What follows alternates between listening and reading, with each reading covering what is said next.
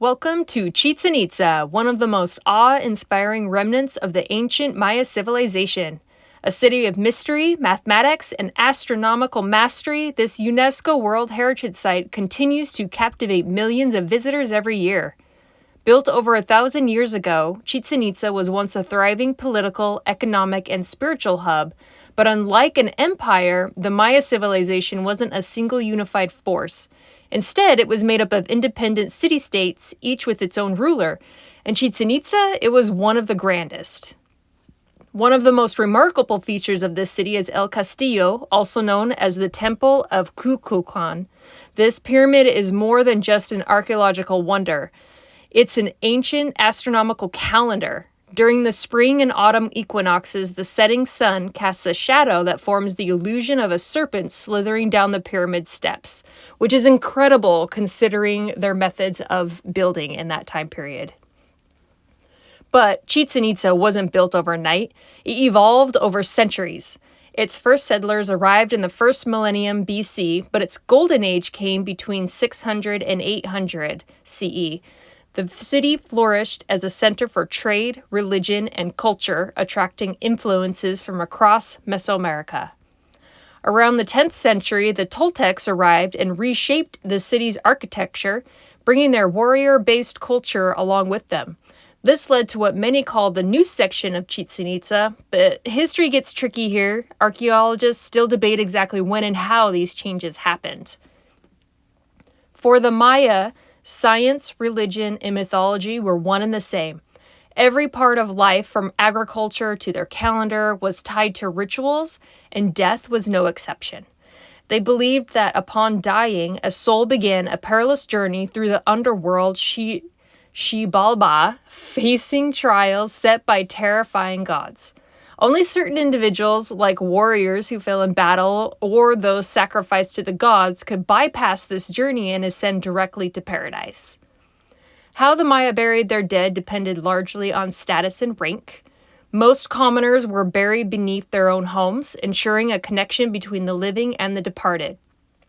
Others were placed in sacred temple grounds, positioned carefully with offerings like maize, pottery, and jade, believed to assist them in the afterlife. For nobles and rulers, their journey beyond was even grander.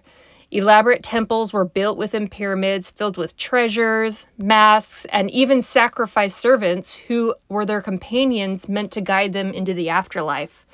Some bodies were exhumed years later, their bones painted in red, cinnabar, a sign of reverence and transformation.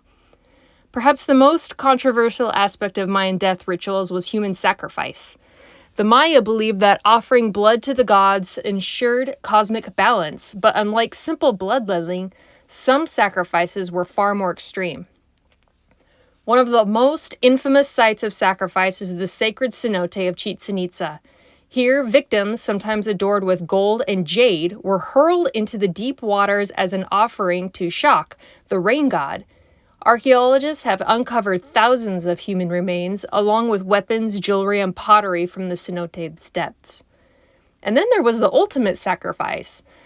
The victims were painted blue and led to the top of the pyramid, where 4 priests held them down over a stone altar. The nakam, or executioner, used a sharp obsidian blade to cut open the chest and extracted their still beating heart, offering it to the gods before throwing the body down the temple stairs. But that wasn't the only method. Victims could also be drowned, burned, beaten, or subjected to the arrow sacrifice, where warriors took turns aiming for the heart, and children, valued for their purity, were sometimes abducted or purchased with red beans, only to meet their fate in these brutal rituals.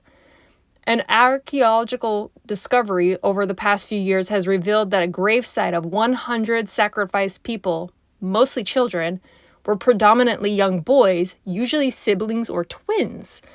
This flies in the face of previously assumptions that most sacrifices were women during fertility rites.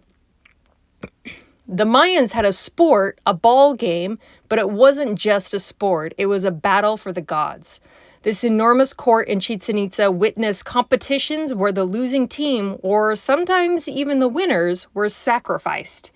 Some art scholars believe that the decapitated heads of players were even used as game balls. Imagine playing for glory only to find yourself offered to the gods at the final whistle.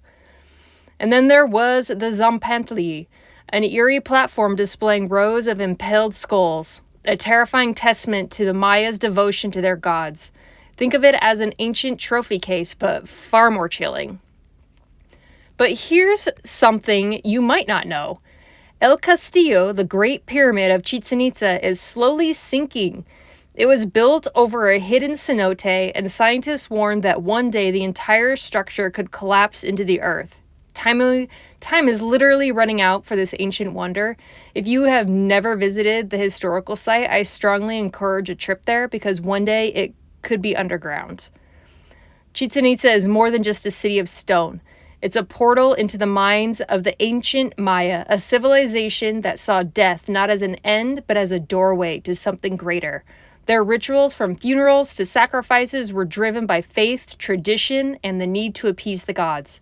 But what do you think? Were these acts of devotion or acts of fear? Let us know in the comments, and don't forget to like, share, and subscribe for more deep dives into history's greatest mysteries.